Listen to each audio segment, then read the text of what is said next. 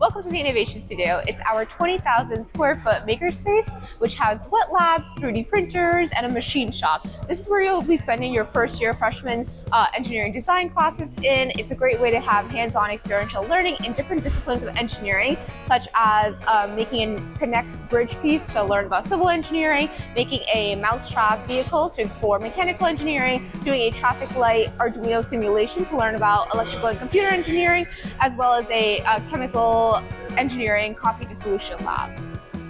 In the winter term, there is a coding specific portion where you can learn about how to use Python. There's two classes available. There's a class for students who don't have any experience with Python, which I personally took because I hate coding. And then there's a class available for students who have a little bit of experience. But it was really helpful in my co-op to apply the skills that I learned in my winter term at Drexel to my co-op and real life experience, because I had no idea what coding was like or any experience with it.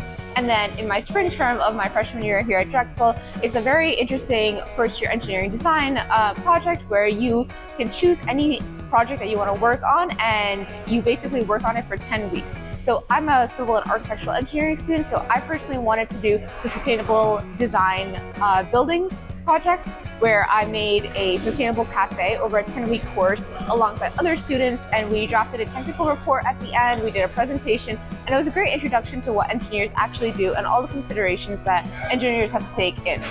All your freshman engineering classes are a great way to learn about what kind of engineering you want to go into, because we have so many available and you get to do a lot of experiments with each discipline. It's also great if you're undeclared and you don't know what you want to go into. All these different projects are really helpful since they start from week 1.